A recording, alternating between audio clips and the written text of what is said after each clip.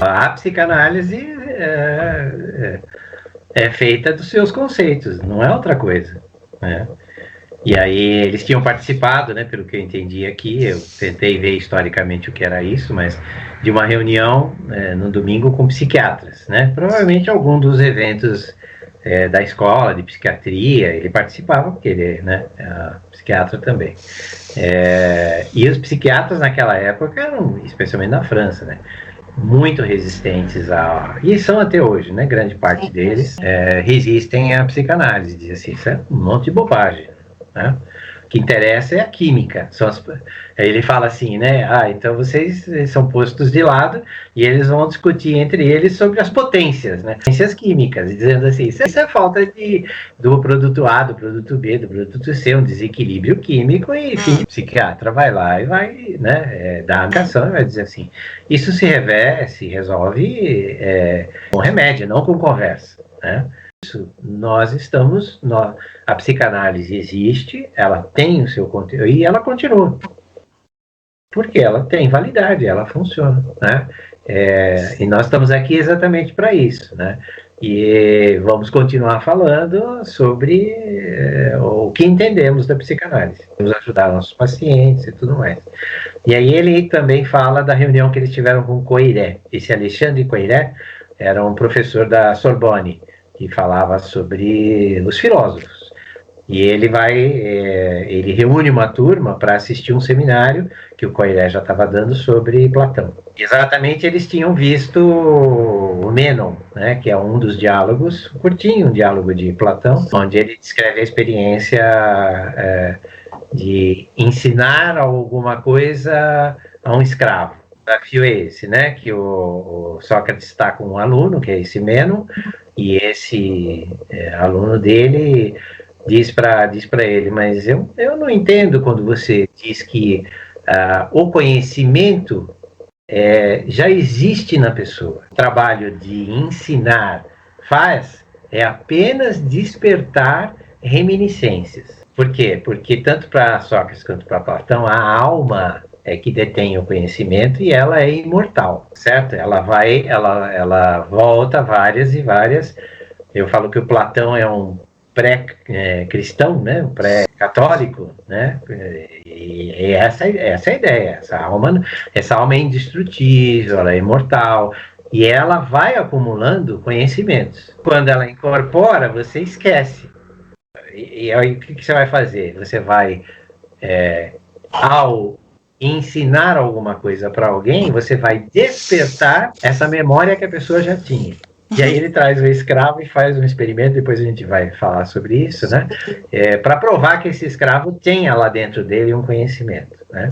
E aí ele diz assim, isso é muito interessante para nós, porque parece um pouco com o que o Freud está falando para a gente, de que tem alguma coisa que está lá no inconsciente e que pode ser despertado, pode vir ao conhecimento. São reminiscências. Então, o nosso método é um método que trabalha com reminiscências. O método analítico é um método para fazer com que coisas que estão ali adormecidas voltem. Só que ele não vai dizer que essas coisas adormecidas são de outras vidas. Freud vai se limitar à vida a partir do nascimento. Mas ele vai dizer, as experiências que ficaram acumuladas no inconsciente, algumas delas podem ser sintomáticas. E isso ele diz assim, quem é o paciente e quem não é, né, no diálogo lá. E outra coisa que implica muito, né, se tudo é reminiscência, da onde vem a primeira reminiscência? Aí cai para Jung, né, inconsciente coletivo, memórias filogenéticas, aí ele diz assim, esse é um campo perigoso. Ele diz assim, quando estamos buscando esta verdade, estaria, vamos dizer assim, né, para Platão, nesta alma imortal, ele diz assim, nosso método é válido, porque é um método parecido com o método socrático. E vocês vão ver no exercício, é um exercício de fazer perguntas. Fazemos perguntas. A maiêutica, né? A maiêutica socrática através de perguntas, eu faço despertar o seu conhecimento. Então, ela, ao mesmo tempo que ela não quer, ela quer, porque ela faz uma evitação dessa verdade, porque ela acha que esta verdade é perigosa para ela. Eu vou usar a técnica das perguntas para fazer você pesquisar dentro de você mesmo, vamos dizer, se pode haver alguma verdade oculta que está te prejudicando. Bom, porque se há uma dúvida, alguma coisa que está ali, você vai fazendo perguntas, a pessoa vai despertando para aquilo. Caso vamos reduzir, equilibrar aquela angústia, né? Colocar as coisas mais ou menos no lugar, para que a pessoa possa, a partir daí, sim, lidar com as questões que são importantes para ela. Não adianta achar que o analista vai resolver tudo. Não vai. Ele vai pontuar uma coisa ou outra. Quem resolve mesmo a parada é o paciente. Né? De vez em quando, assim, você diz assim, você nunca dá uma orientação para a pessoa? Dou orientação, sim. Se a pessoa está muito perdida, você dá uma orientação. Não é aquela orientação tipo assim, então pega esse cara e manda ele pra puta que pariu, separa. Tô vendo que você está angustiada com o marido ou coisa do tipo. Aí você fala assim, é uma orientação nesse nível? Não.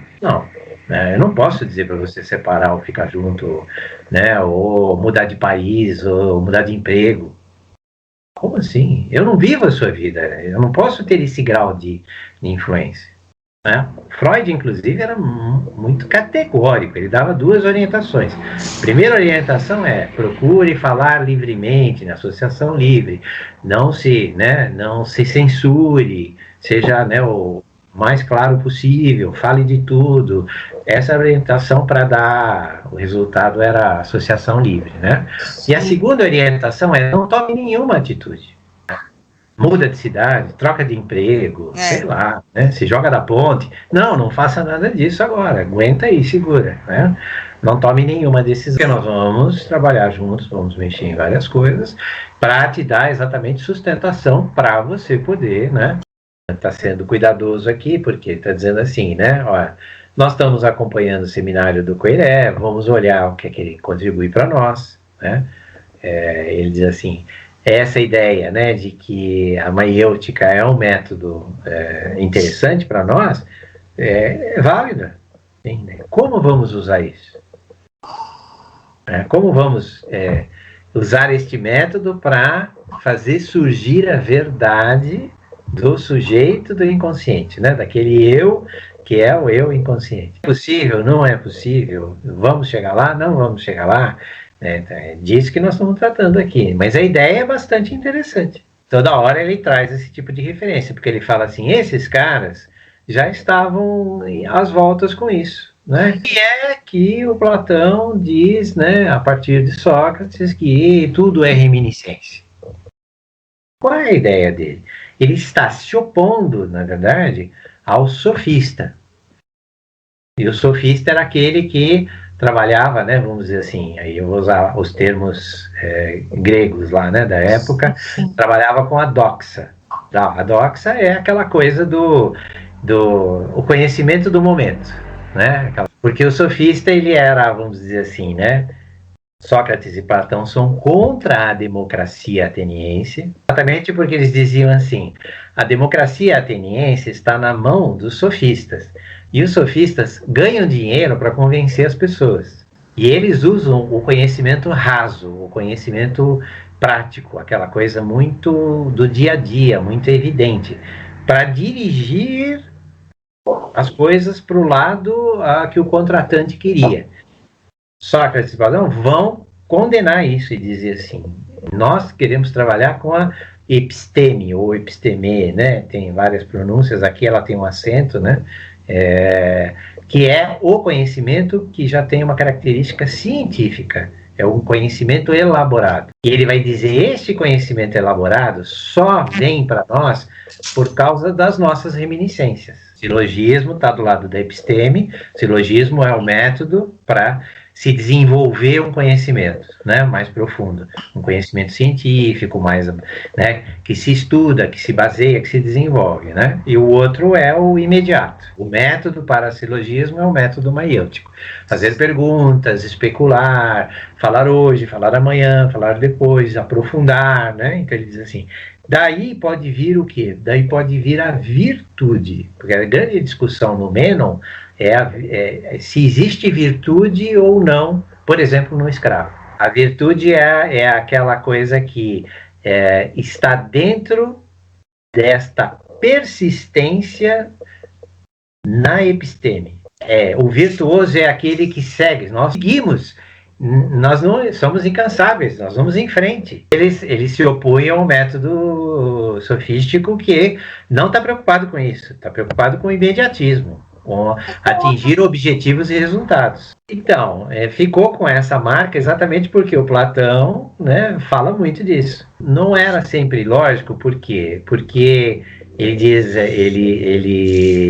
para ele, sim, para Platão era tanto que ele diz assim, a democracia é uma porcaria, porque ela está baseada nessa doxa, nesse conhecimento, nessas crenças. Doxa também pode ser chamado de crença, se bem que uma crença pode ser desenvolvida de uma maneira mais evoluída, né?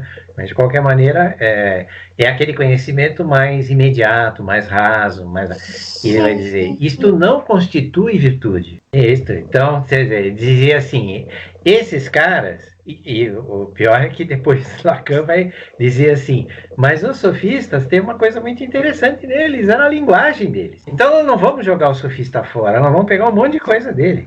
É o cara que convence no gogó, sabe falar, sabe convencer. Então ele diz assim, nós analistas, nós temos que ter um pouco disso também. Não é só a virtude, não é só a busca da verdade. Ele falou, isto também para o desenvolvimento da técnica da psicanálise. Mas como prática, de certa forma, nós somos... Porque ele diz que as descobertas freudianas, muitas delas, estão baseadas nessa controvérsia, de certa forma, entre doxa e episteme. Ele vai confrontar a verdade, né, e verdade científica, vamos dizer assim, né, com uma sabedoria, que é a sabedoria popular, é a sabedoria do dia a dia. Se tem uma coisa que a gente se confronta o tempo todo com nossos pacientes é o que eles sabem da vida. Nem sempre este saber da vida, que foi aprendido pela própria experiência da vida, é o que vai melhorar a vida deles. Você vai ter que trazer o quê? Alguma coisa diferente disso. O analista sabe da psicanálise e o paciente sabe da vida dele. E nós temos que fazer o quê? Bem bolado para fazer tudo isso lá junto. Então vai separar em 3 grandes categorias. Ele vai dizer assim, tem a turma do braçal, tem outros nomes, tá, gente? Mas eu vou simplificar, né? Tem o povo braçal, o povo técnico e o povo virtuoso. No começo nós vamos dar disciplinas básicas, que é música, fala, né? Que é a oratória, e não sei o que, para todo mundo. Aí falou assim, quem for bem, passa para a próxima fase. Olha o jeito dele pensar na educação da época. Ele falou assim, aos 3 anos, dos 7 aos 10 anos nós vamos dar isso, quem se interessar, passa para a próxima. Né? Aí na próxima vai ter matemática, vai ter geometria, vai ter não sei o que, e aí passa para a próxima.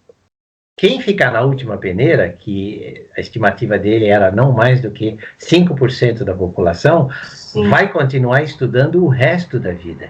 E esses vão ser os virtuosos, esses vão ser os governantes. Esses que buscam incessantemente a verdade.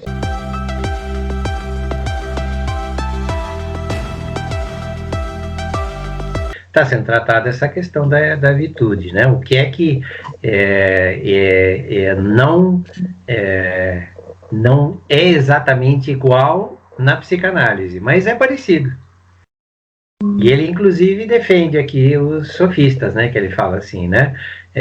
O próprio, dentro do diálogo, fala, né? O Gorgias, que era um dos grandes sofistas, dizendo assim, mas ele explicaria isso com muita facilidade. Nós vamos ver qual é o problema, que é o problema do quadrado, dobrar a área do quadrado, né? É o diálogo que ele faz com o escravo. E ele diz assim, o que nós não podemos perder de vista é que não existe um método para ser virtuoso.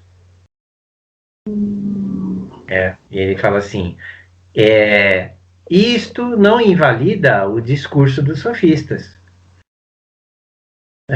O sofista é um prático, Nós somos práticos. Ele diz assim, como não há um método para a virtude, nós buscamos esse método. E ele fala da sistemática. Então ele vai exatamente desenvolver o quê? Uma sistemática para a psicanálise, porque ele diz assim, a teoria freudiana é muito bacana, lá no Além do Princípio do Prazer ele fala muito sobre tudo isso, mas não traz exatamente uma sistemática. E a base da sistemática do Lacan é o discurso, portanto é sofística. Veja que ele está tentando pegar o melhor dos dois mundos, porque ele diz assim, os dois são interessantes, tá? O mundo socrático platônico é interessante, porque ele categoriza, né? Ele tem toda uma coisa já abrindo para este mundo que seria o que nós estamos vivendo, que é o mundo científico, mas também o sofista que estava fora dessa sistemática tem uma coisa muito interessante que é o discurso. Então nós vamos pegar o discurso sofístico e nós vamos pegar essa episteme, né, científica que está vindo aqui, porque tudo interessa. Não vamos jogar nada fora. E aí ele vai dizer que isso cai muito para a arte política, né, que é a arte do conjunto, de reunir as pessoas, né, porque a política ninguém faz. Quem faz política sozinho? Não está fazendo política nenhuma. A política é sempre uma coisa para o grupo, né, para formar um partido, governar um país, fazer alguma coisa. A política é sempre alguma coisa muito prática, né, muito objetiva. Né? Então ele diz assim, mas esse discurso político, ele precisa dessa sofística. E ele vai dizer exatamente isso. O psicanalista, ele é um sofista. Ele usa os dois métodos, exatamente. Por isso ele diz assim, eu não vou nessa onda dizendo assim, vamos condenar os sofistas. Não, nós vamos pegar o que tem de bom deles e vamos pegar também o que tem de bom do Platão e vamos junto com tudo isso, né? Tudo que nos interessa é que ferramentas nós podemos usar para poder trabalhar com as pessoas. Então, assim, nós estamos fazendo alguma coisa parecida com o que Platão fazia nesse diálogo, especialmente porque ele está tentando extrair um conhecimento lá do escravo que a priori ele não tinha. Ele diz assim, isso é parecido com extrair alguma coisa do inconsciente, que é um saber que não se sabe. Tem alguma intenção. Ele não falou isso à toa, mas falou. Né? É um discurso. Discursos, depois o Lacan vai trazer nesse seminário, discursos sempre têm consequências. E o discurso dele tem consequências no mundo. O platônico mudou o mundo. Todo discurso tem consequências. Ele diz assim, o discurso do inconsciente é consequente. Né? Dentro da sua família, o que você fala gera consequências. Né? Dentro da sua sociedade, né? O que você fala gera consequências. Explicando para nós o que é que aparece no diálogo do Platão, no diálogo do Mênon, né? Porque ele chama o escravo e ele diz assim, eu vou provar para você, Mênon, que esse cara sabe fazer cálculo de superfície. Né? Então ele sugere para o escravo que ele dobre a superfície de um determinado quadrado. De lado, uma lateral, né? Um quadrado tem 4 lados, então uma das laterais tem 2 pés. Como é que calcula a superfície de um quadrado? Lado vezes lado, porque são todos os quadrado, todos os lados são iguais. Pode ser da base vezes a altura, por exemplo, daria no mesmo de multiplicar. Então, se tem 2 de lado, qual seria a superfície? 2 vezes 2 dá 4. Então ele diz assim, como é que eu duplico? E o escravo diz assim, logo de cara, e fala assim, duplica-se a lateral. É aí que a coisa começa a enrolar, porque ele diz assim, duplique a superfície. E o escravo responde, né, simplesmente fazer um quadrado com 4 de lateral. Para duplicar, veja, depois o Lacan vai explorar isso, então eu vou adiantar um pouco. Na cabeça do escravo, duplicar é multiplicar por 2. Então eu pego simplesmente a lateral, que é o que eu conheço, que é 2, e eu trabalho com o quadro da superfície de um quadrado que é 4 por 4. Dá 16. Então ele diz assim, você ao invés de duplicar de 4 para 8, você quadruplicou. Aí o escravo fica confuso e diz assim, pera, se eu dobrei o tamanho da lateral, como é que eu quadrupliquei a superfície? Diz assim, esta é a diferença que existe entre o conhecimento que eu aplico objetivamente, sem pensar nas consequências, e o resultado que eu obtenho disso. Ele vai discutir aqui muito o que é a matemática. É a primeira vez que ele vai começar a falar de matemática, mas daqui para frente vai aparecer um monte de coisa de matemática. Mas ele vai dizer assim, a matemática é uma linguagem que tenta expressar a realidade do mundo. Só que ela é confusa, como a nossa linguagem é confusa. Eu tento explicar alguma coisa, por exemplo, eu estou aqui explicando para vocês, né, o dobro de 2 é 4, 4 vezes 4 eu estou confuso fazendo isso, porque a nossa linguagem é confusa. E além de tudo, vocês têm que me acompanhar e dizer assim, estou entendendo. E não é tão fácil. Né? Então ele diz assim, a matemática cai nessa confusão também.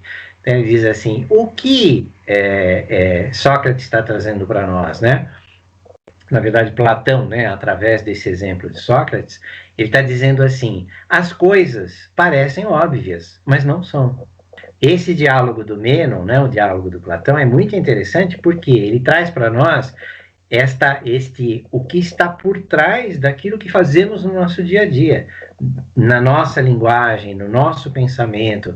Que conclusões nós tiramos sem analisar completamente o assunto.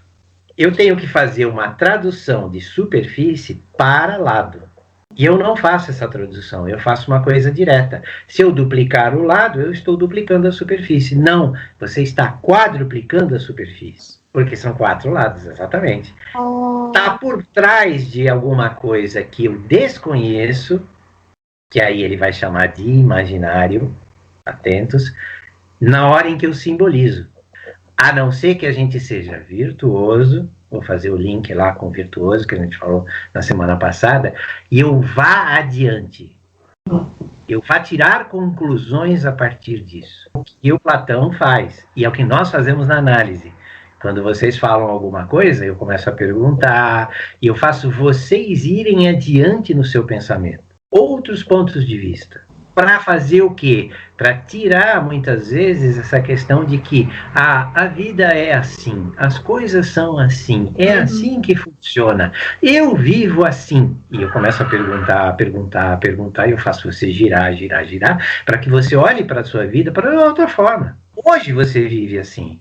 Eu garanto para você que você não viveu assim no passado, e há uma possibilidade de que você viva diferente no futuro. Não é isso que nós fazemos na análise?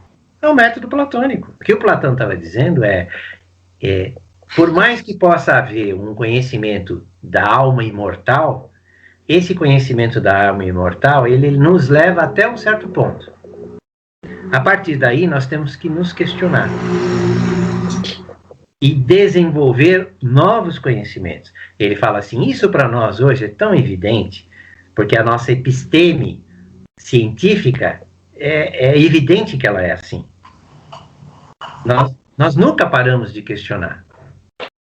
Então, a doxa é aquilo que a gente falou, é aquele conhecimento prático, né, o conhecimento que não é episteme, né? A episteme é o aprofundamento dos conhecimentos. E uma ortodoxa é uma prática, que era a prática socrática, né, através da maiêutica, de meio que consertar o pensamento, de certa forma, vamos dizer, né? Desenvolver esta doxa, né? E ele diz assim, tem uma ortodoxia aí. Nós também temos uma ortodoxia, né? Que é a prática psicanalítica, que é uma prática da fala, do simbolismo. Então ele vai dizer assim, não dá para se afastar totalmente do diálogo platônico, porque ele está baseado numa coisa muito semelhante à que a gente usa. Porque assim, parece que o Manoni estava meio revoltado com isso. Não, que história é essa, né? Não é um platonismo. E o Lacan está dizendo assim, peraí, Manoni, tem alguma coisa a ver. Né? E o Hippolyte, que é um filósofo, está meio que concordando com o Lacan, dizendo assim, não, Lacan, realmente tem o que fazer. É diferente? É diferente. Até porque a nossa episteme, né, moderna é muito diferente da episteme socrática. São momentos diferentes, épocas diferentes. Sócrates vai trabalhar muito com a política. Ele vai dizer que os virtuosos deveriam ser os políticos. Ele fala isso hoje em dia, não sabemos que reflexo tem, mas já não tem muito a ver. Quem está na política não tem nada a ver com virtuosidade. É um cara doxa, é prática. Né? Os políticos são homens práticos. São homens que querem seus objetivos, né? Que fazem de tudo para obter resultados. Então ele diz assim, este momento nosso, um momento científico, um momento é muito diferente, mas não dá para dizer que não tem nada a ver. E ele faz vários paralelos, ele diz assim, temos paralelos sim, né? Um bom político naquela época, não hoje, era também um bom psicanalista. A política era, vamos dizer assim, uma arte do saber. Mas se nós olharmos na época do Sócrates, né, e na época de Platão, mais na época de Platão do que... Sócrates não deixa nada escrito, tá? Então, quem escreve sobre Sócrates é Platão. Então, Platão deixa os diálogos, que são coisas falando de Sócrates, né, porque ele é um discípulo dele. Então, ele diz assim, na época de Platão, isso tudo fazia muito sentido. Por quê?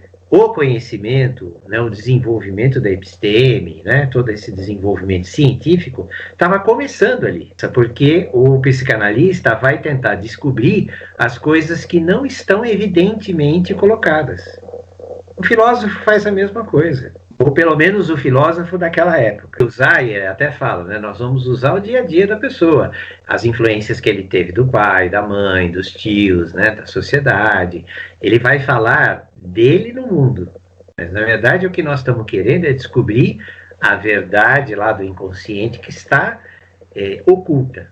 Não está na doxa, né? Não está na prática do dia a dia. Está na episteme. Então, o que nós fazemos? Nós fazemos a pessoa pensar. Nós fazemos a pessoa falar sobre os próprios pensamentos dela. Isso é filosofar. Então, se ela vai entender ou ela não vai entender, aí é uma grande questão. Às vezes, ela precisa não entender, mas simplesmente mudar o comportamento, mudar a mudança, fazer a atitude nova. Nem sempre você passa pela compreensão, porque a compreensão, ela muitas vezes, como ela está muito baseada na lógica, em tudo que a pessoa já aprendeu, ela prende a pessoa, ela não liberta. É uma espécie de um código que está oculto, está por trás. Quando nós falamos, e depois Lacan vai usar isso pra caramba, né? Ele vai dar um salto exatamente nesse seminário, e ele vai dizer assim, estas leis do inconsciente, elas estão na linguagem. Não, ela não vai entender, e o analista não vai explicar para ela, mas ele vai fazer com que ela fale, e que ela, ao falar, trabalhe com todo esse conjunto, com essas leis que estão ocultas. Isso vem quando a pessoa diz assim para você, eu tive uma crise de pressão alta. Ou seja, ela está dizendo, eu tive uma crise de pressão alta. O que é que esse mecanismo... E minha pressão subiu porque eu estou pressionado. E eu estou pressionada, muito provavelmente, por mim mesmo. Porque os outros não estão fazendo essa pressão. Que ele agora está cada vez mais, você vê que ele está marcando e dizendo assim, isso é simbólico, isso não é imaginário. Né? A intuição, aquela coisa que vem já meio pronta, aquele conhecimento que é padrão do mundo, é imaginário. Muitas vezes ele esconde por trás um monte de coisa que a gente não percebe. Quando você começa a falar sobre isso, essas coisas começam a aparecer. Seja numa fala corrente de linguagem, seja numa matemática, seja numa topologia, seja em que tipo de linguagem for, vai começar a aparecer as inconsistências ou aquilo que está escondido por trás do que o imaginário tenta deixar muito estável, muito claro. As pessoas têm uma firmeza, eu sou muito, eu sei o que eu sou, está no imaginário. Então começa a me falar como você é.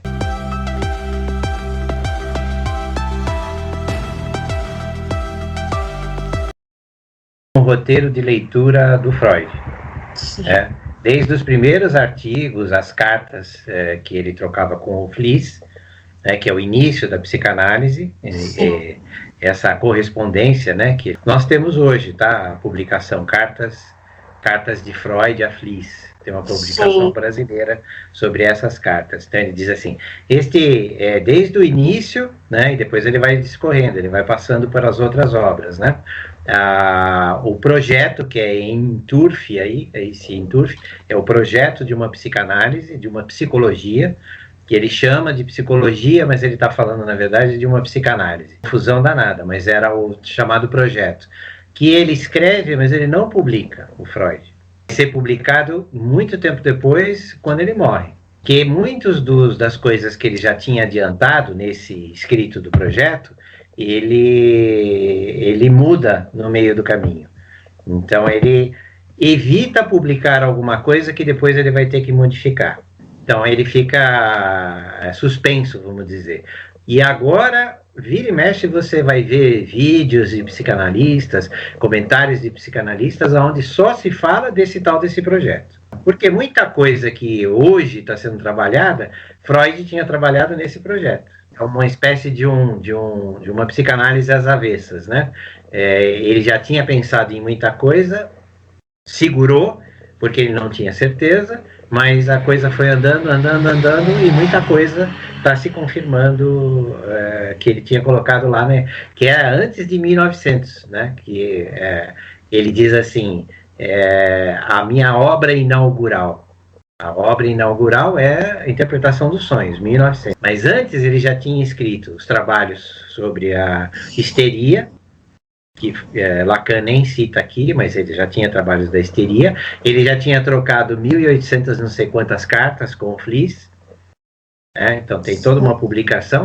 Então o que o Lacan está trazendo para nós é que ele está dizendo assim, nós vamos fazer um mapeamento do que foi visto pelo Freud em relação ao eu, e vai aparecer em todos esses trabalhos. E aí ele vai dizer assim, lá no final da história, né, nós vamos ter um último trabalho, né, onde ele vai condensar as duas tópicas. Grande parte das pessoas que leem Freud ou trabalham, né, com a psicanálise separam a primeira da segunda tópica, né? Inconsciente, pré-consciente, consciente é uma coisa, né? O eu, o supereu e o isso é outra coisa. É como se Freud tivesse, em 1920, feito uma nova psicanálise. E para o Lacan não é nada disso, as duas estão juntas, né? Uma está dentro da outra, né? Ele vai dizer que o eu tanto é inconsciente, quanto é pré-consciente, quanto é consciente. O supereu também tem uma parcela inconsciente, uma parcela pré-consciente, uma parcela consciente, e o próprio, isso é a única exceção que vai estar mais dentro do inconsciente. Mas ele diz assim, para ele, e para o próprio Freud, né, nesse último trabalho, ele funde os dois, né? E aí o Manoni faz uma observação interessante, porque ele fala assim, posso assinalar, né, o último, que é a divisão do eu, né, o splitting of the ego. Aí o Lacan dá uma dura nele e fala assim, é aí que está a confusão. Por que é aí que está a confusão? Ele vai dar a base para a teoria do eu, a psicanálise do eu.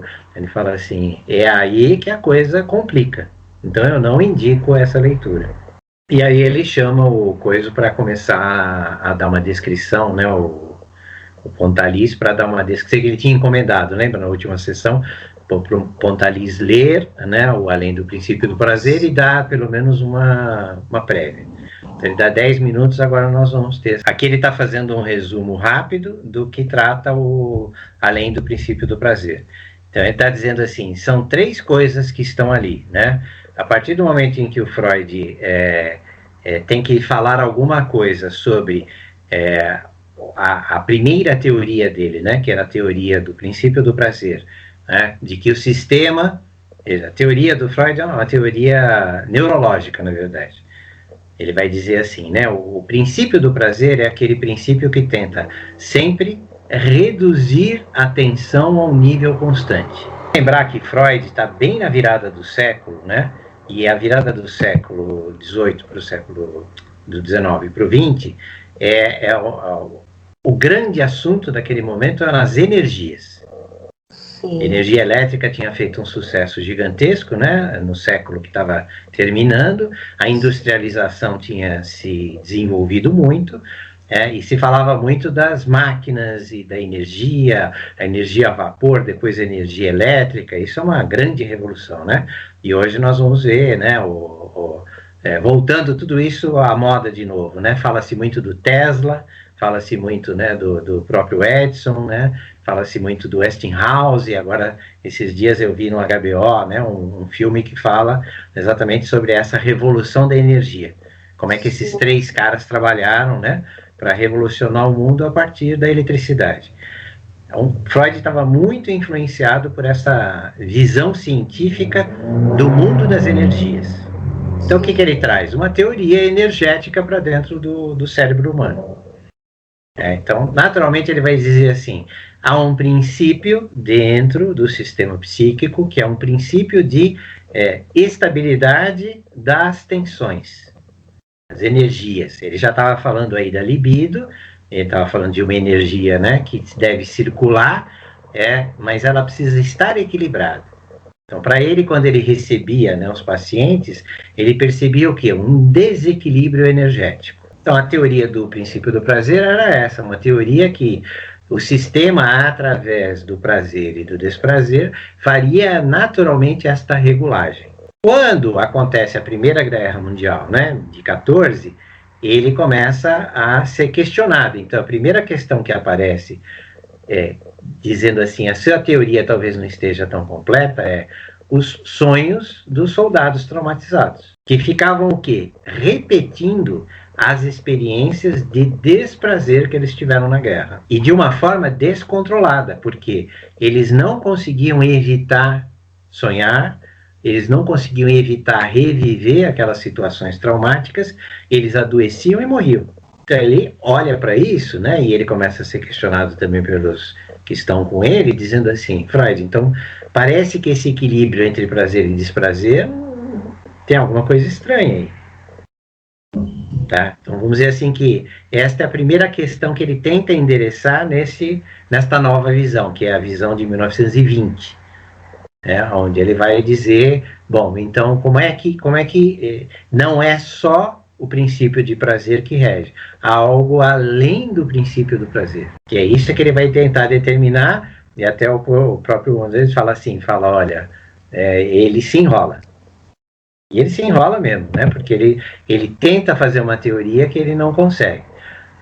Há também a questão do jogo da criança, que é o tal do fordar, joga aquele carretel e puxa, é o neto dele quem faz isso, e ele diz assim, o que este jogo está mostrando para mim, né? Está mostrando que há alguma coisa que não cessa de retornar. Há uma repetição descontrolada. Veja, isso também não fazia parte lá do princípio do prazer. O princípio do prazer é um sistema de equilíbrio, mas não de repetição. E ele vai ver nesse jogo do neto uma espécie de uma repetição descontrolada, que também tem a ver com os sonhos traumáticos, que se repetem mesmo que a pessoa não queira repetir. Veja, então o sistema de prazer e desprazer não cobre nem a repetição dos sonhos traumáticos e nem a repetição do carretel da criança. São fenômenos que ocorrem além disso, né? O sistema não é naturalmente equilibrado. Ao contrário, ele é naturalmente desequilibrado. Olha que interessante, por isso que para o Lacan, a virada de 1920 é outra história. Ele diz assim, nós vamos ter que olhar para isso de uma maneira muito diferente. Né? Inclusive, a forma como o Freud olhava para o eu se modifica. Ele vai dizer assim, não é mais o mesmo eu. Ele trabalhava com um eu regido do prazer, e a partir do momento em que ele começa a olhar além do princípio do prazer, é um outro eu, que é este que nós vamos trabalhar. E para Lacan, é o eu simbólico, é o eu da linguagem, aí ele vai para um outro caminho. Resgata muita coisa do Freud antes, que é quando ele trabalha com xiste, quando ele trabalha com o simbólico, né, e joga para frente, vamos dizer assim, ele resgata o passado e põe, né, no momento atual. Mas especificamente, né, estes dois pontos, e tem o terceiro, né, que é o mais importante, na situação da transferência que ele fala. Inclusive, o processo de transferência se modifica a partir daí. Mais importante é que se passa na situação da transferência, esse é o texto, onde o analisante recomeça um certo ponto de sonhos, sempre os mesmos. Então ele fala assim, a transferência que parecia ser uma coisa que se movia para frente, não se move para frente. Ao contrário, é uma repetição do passado. Quando nós estamos sonhando, nós estamos repetindo experiências do passado. E para Lacan, isso é muito importante, porque ele vai dizer assim, este sistema de repetição é o sistema que está dentro do simbólico, faz parte desta cadeia significante. Ele diz, a cadeia significante, conforme ela ficou montada, ela vai se repetir. Tem uma força de repetição. Ela vai se repetir em tudo que a gente faz, inclusive nos sonhos. Cada pessoa tem uma, porque cada um vai montar a sua própria. Nós pegamos isso, vamos dizer assim, dos pais, né, da cultura de uma forma geral, mas nós montamos a nossa. Então ele fala assim, é isto que, de alguma maneira, nós vamos interferir e tentar fazer modificações. Fazer com que a pessoa deixe de repetir aquilo que lhe faz mal, que é sintomático, sempre através da sua própria linguagem. Daqui a pouco ele vai falar, depois do Pontaliza apresentar, eu só vou adiantar um pouquinho, ele vai dizer assim, Freud começa aí a nos dar uma indicação de que nós somos muito mais máquina do que nós imaginamos que somos. Nós temos uma máquina dentro de nós de repetição contínua. Por que é que boa parte das pessoas que buscam a análise não se beneficiam da análise? Não conseguem evoluir com a análise, não melhoram. Também não pioram. Eles são tão aferrados a essa cadeia que eles não aceitam fazer as modificações. O cara vai para frente e volta para trás. Ou sintoma muito parecido. Ele já tinha melhorado, mas ele retorna. Não há como não dar passos para trás, não tem como. O tratamento psicanalítico é um tratamento que vai para frente e para trás o tempo todo. Porque nós estamos lidando com um mecanismo que, por natureza, é desequilibrado. Até que a análise avance e vá se trabalhar esta cadeia significante, esta falha estrutural da máquina. Chegou no que é pulsão de morte, né? Foi traduzido como instinto, tá? Tem essa confusão em várias obras onde aparece pulsão como instinto, instinto como pulsão. Mas Freud estava falando de uma pulsão de morte, né? E aí ele está dizendo assim, por que será que o Pontales evitou falar de pulsão de morte? De alguma forma, esse incômodo é geral para todo mundo, né? Para todos os analistas, todo mundo gosta de falar de pulsão de vida, né? Da força da vida, né? E na verdade o que ele está trabalhando aqui ele diz assim, será que a repetição, olha que interessante, a dualidade que Freud traz nesse artigo, ele não resolve, porque ele põe a biologia contra a natureza humana, né? E aí ficam duas questões em aberto. Então, o que Lacan está dizendo isto ficou para nós trabalhar. Será que repetimos por uma regressão, para andar para trás, ou será que repetimos para uma progressão, para um drive, para andar para frente, né? Ele diz assim, Freud coloca essa ambiguidade e deixa isso em aberto. E ele, ao mesmo tempo que ele diz assim, é uma regressão ao narcisismo, porque o narcisismo é aquela coisa básica do eu, né? A formação inicial do eu é a formação narcísica, e ao mesmo tempo é uma precisão. Ele usa o termo precisão porque tem a ver com drive, né? Ele diz assim, é alguma coisa que vai na direção de um desenvolvimento. Qual desses dois está a nosso favor? Nós repetimos para avançar. A pulsão de morte para ele é a repetição de alguma coisa para que eu possa trabalhar com esta coisa. Se for por puro masoquismo, não se avança. Ao contrário, se recua. O que nós buscamos muitas vezes na análise é transformar esta repetição em alguma coisa que dê algum avanço. mesmo que seja um sintoma, isto. E porque ele aparece com um sintoma. Mas o sintoma, mais para frente Lacan vai dizer para nós, ele está dizendo para nós alguma coisa.